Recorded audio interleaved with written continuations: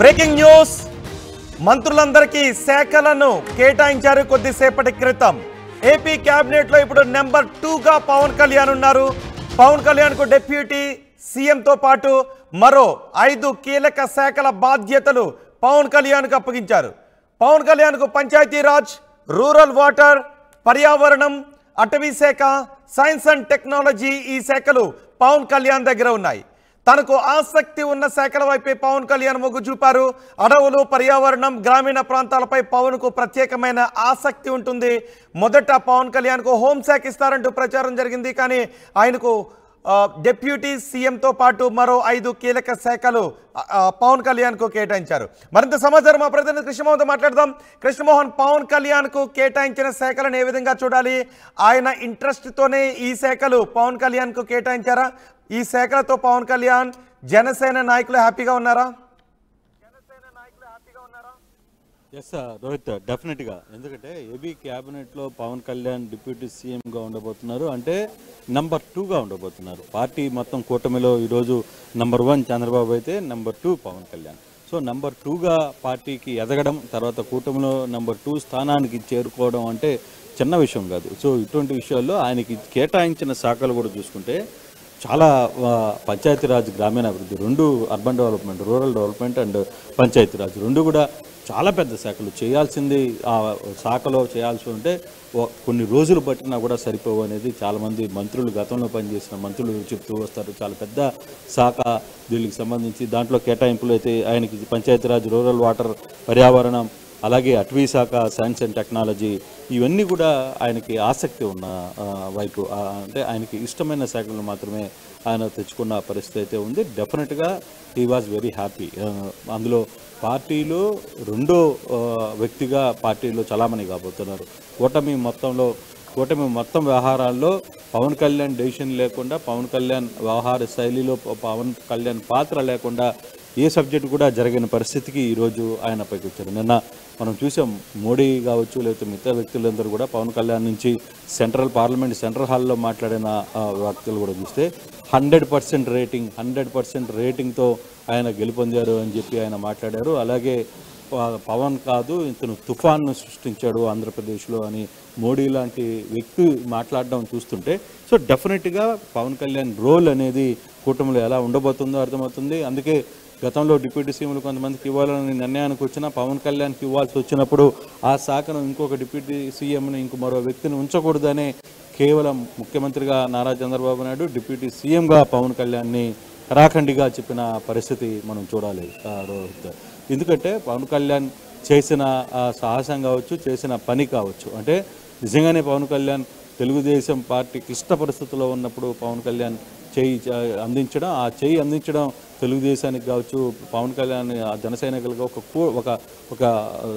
ఒక ఊపుని తీసుకుని వచ్చింది. గ్రామీణ ప్రాంతాల్లో కావచ్చు, అర్బన్ ప్రాంతాల్లో తలానా అని లేకుండా ఏ ప్రాంతాలను చూసినా మొత్తాన్ని కూడా వైసీపీని పూర్తిగా కూడా అడ్డుకోవడంలో, అంటే ఈ శాఖలతో ఇప్పుడు ఏపీ గవర్నమెంట్ లో నెంబర్ 2 పవన్ కళ్యాణ్. డెఫినెట్గా పవన్ కళ్యాణ్ అయిన వ్యక్తి ఏపీలో నెంబర్ 2గానే కొనసాగబోతున్నారు.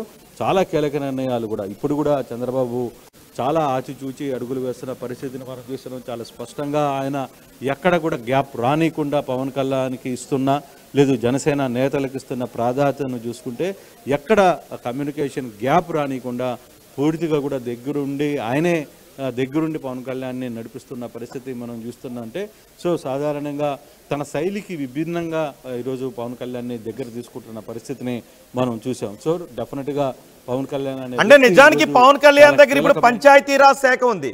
పంచాయతీరాజ్ శాఖ చాలా కీలకమైన శాఖ. పంచాయతీ గ్రామాలే పట్టుకొమ్మల అభివృద్ధిలో అని చెప్తూ ఉంటాం. గ్రామాలు ఎక్కడైతే అభివృద్ధి చెందాయో దేశం అభివృద్ధి చెందుతుందని. సో గత ప్రభుత్వ హయాంలో పంచాయతీలకు ఇచ్చే నిధులు 1 రూపాయి కూడా ఖర్చు పెట్టలేదు అంటూ అపవాదు కూడా ఉంది. నిధులను క్రెడిట్ చేసి వెంటనే డెబిట్ చేసేవారు, వేరే వాటికి మళ్లించేవారు అని. ఇప్పుడు ఆ శాఖ పవన్ కళ్యాణ్ దగ్గర ఉంది. గత ప్రభుత్వ హయాంలో ప్రెసిడెంట్లు కూడా చాలా నిరుత్సాహంగా ఉండేవారు. నిధులు రావట్లేదు, గ్రామాల్లో పంచాయతీ పరిధిలో ఏమి అభివృద్ధి చేయలేకపోతున్నామని. ఇప్పుడు ఆ శాఖ పవన్ కళ్యాణ్కున్న నేపథ్యంలో ఆయన ఎంత సమర్థవంతంగా ఈ శాఖను పనితీరును మెరుగుపరుస్తారనుకోవడానికి అవకాశం ఉంటుంది. డెఫినెట్గా దీని మీద ఒక ఒక పంచాయతీరాజ్ అండ్ రూరల్ డెవలప్మెంట్ ఈ రెండు కూడా చాలా పెద్ద శాఖలు. అటవీ శాఖలు తర్వాత మిగతా ఈ పక్కన పెడితే ఈ రెండు శాఖల మీద మాత్రం ఆయన ప్రత్యేకమైన దృష్టి పెడతారు అనేది చాలా. ఎందుకంటే గత ప్రభుత్వంలో అక్కడ నిధులు లేదు, తర్వాత అక్కడ ఉన్న పంచాయతీ ప్రెసిడెంట్లకు కావచ్చు, పంచాయతీ వార్డు మెంబర్లకు కావచ్చు ఎటువంటి నిధులు లేవని చెప్పి రోడ్ల మీదకి వచ్చి వాళ్ళందరూ కూడా ధర్నాలు చేసిన పరిస్థితి కూడా చూసాం. వాళ్ళ శాఖలో ఒక్క నిధులు కూడా. కానీ ఇప్పుడు ఆ నిధుల్ని అక్కడ మోహరించాలి, తర్వాత పంచాయతీలు పల్లెల్ని అభివృద్ధి చేసే దిశగా ఆయన ప్రయత్నించాలి.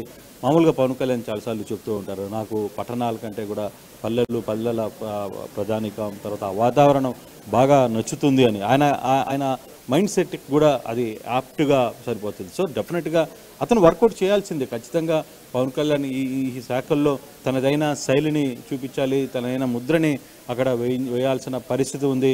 డెఫినెట్గా పంచాయతీరాజ్ తర్వాత వీటన్నిటిలో కూడా కీలకమైన అధికారులని అక్కడ ఉంచుతారు. ఆ అధికారుల సలహాలు తర్వాత ఈయనిచ్చే సలహాలతో ఖచ్చితంగా పంచాయతీరాజ్ని బలోపేతం చేయడానికి, పంచాయతీ వ్యవస్థను బలోపేతం చేయడానికి ఖచ్చితంగా ప్రయత్నం అయితే చేయాలి. అయితే పవన్ కళ్యాణ్ ఏ విధంగా దృష్టి పెడతారు, పవన్ కళ్యాణ్ ఎలా పనిచేస్తారో అనేది రాబోయే కాలమే చెప్తుంది. తప్పితే మనం ఇప్పుడే శాఖలు ఇచ్చారు, ఆయన ఏం చేస్తాడు, అది చేస్తాడా, ఇది చేస్తాడా అంటే మనం చెప్పలేము. కానీ అలాంటి కీలకమైన శాఖను పవన్ కళ్యాణ్ కు కేటాయించట్లో, ఎందుకంటే తర్వాత పంచాయతీ ఎలక్షన్స్ వస్తాయి. సో ఇలాంటి సమయంలో కీలకమైన శాఖ పవన్ కళ్యాణ్ దగ్గర ఉండడం ఏ విధంగా చూడాలి? డెఫినెట్గా Panchayati Raj and urban development, rural development అనేది చిన్నమైన విషయం కాదు. రాబోయే రోజుల్లో ఇంకొక సంవత్సరానికి పంచాయతీ ఎన్నికలు జరగబోతాయి. తర్వాత పంచాయతీలన్నింటినీ పార్టీ వైపు తిప్పుకోవాల్సిన పరిస్థితి ఉంటుంది. సో ఆ పార్టీల్లో అక్కడ పంచాయతీ వ్యవస్థను గాడిన పెట్టాల్సిన పరిస్థితి ఉంది. ఇప్పుడే ఆ వ్యవస్థ పూర్తిగా కూడా గాడి తెప్పి ఉంది. వాటిని సరైన గాడిలో తీసుకురావాల్సిన పరిస్థితి చూడాలి. డెఫినెట్గా దీని మీద అయితే పవన్ కళ్యాణ్ కొంత కసరత్తు చేయాల్సిన పరిస్థితి కూడా ఉంటుంది. ఇప్పుడే వచ్చి ఏం జరుగుతుందో, అక్కడ నిధులు లేవు, ఏమీ లేవు, గ్రౌండ్ మొత్తం ఖాళీగా ఉంది.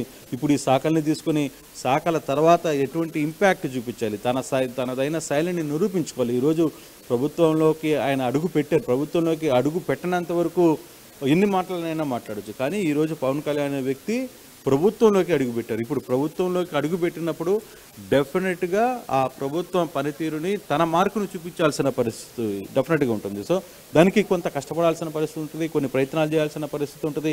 తన మార్కుని ఎక్కడా తగ్గించుకోకుండా ఆ వ్యవస్థ మీద దృష్టి పెట్టాల్సిన పరిస్థితి డెఫినెట్గా ఉంటుంది. ఆ దిశగా కూడా పవన్ కళ్యాణ్ కష్టపడతారు. ఎందుకంటే ఆయన ఖచ్చితంగా ఈ శాఖలు నాకు కావాలని చెప్పి తీసుకున్నారనేది ఒక సమాచారం. సో డెఫినెట్గా ఆయన ఇష్టపడి ఈ శాఖలను తీసుకున్నారు కాబట్టి దాని మీద ఒక విజన్ ఉంటుంది, దాని మీద కొంత అవగాహన పెంచుకునే ప్రయత్నాలు చేస్తారు, కొంత ఎక్కడో దాని మీద కొంత స్టడీ చేశారు కాబట్టి డెఫినెట్గా ఈ శాఖల్ని ఆయన ఫైనల్ గా పవన్ కళ్యాణ్ కు కేటాయించిన శాఖలపై జన సైనికులు, పవన్ కళ్యాణ్ అభిమానులు చాలా హ్యాపీగా ఉన్నారా? పవన్ కళ్యాణ్ శాఖల కంటే కూడా అతను డిప్యూటీ సీఎం అనేదే ఇప్పుడు బేసిక్గా పవన్ కళ్యాణ్ని చాలామంది అసెంబ్లీ గేటును తాకనేమో అని చెప్పి మాట్లాడారు, అసెంబ్లీ గేటు దగ్గరికి కనీసం అడుగు పెట్టనేమో అని చెప్పి మాట్లాడిన మంత్రులందరూ కూడా ఖాళీగా ఇంట్లో కూర్చున్న పరిస్థితి ఈరోజు.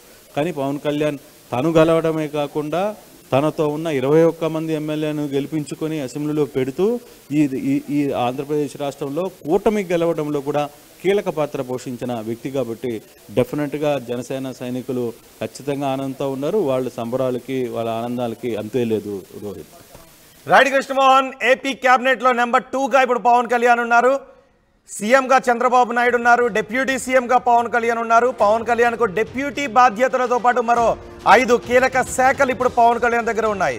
పవన్ కు పంచాయతీరాజ్, రూరల్ వాటర్, పర్యావరణం, అటవీ శాఖ, సైన్స్ అండ్ టెక్నాలజీ శాఖలు ఉన్నాయి. తనకు ఆసక్తి ఉన్న శాఖల వైపే పవన్ కళ్యాణ్ మొగ్గు చూపారు. అడవులు, పర్యావరణం, గ్రామీణ ప్రాంతాలపై పవన్ కు ప్రత్యేక ఆసక్తి ఉంది. మొదట పవన్ కు హోంశాఖ ఇస్తారంటూ ప్రచారం కూడా జరిగింది. హోంశాఖను వంగలపూడి అనితకి ఇచ్చారు. పవన్ కళ్యాణ్ కు మాత్రం డిప్యూటీ సీఎంతో పాటు పవన్ కళ్యాణ్కి ఇష్టమైన కీలక శాఖలు, పంచాయతీరాజ్ శాఖతో పాటు కీలక శాఖలు పవన్ కళ్యాణ్ కు ఇచ్చారు.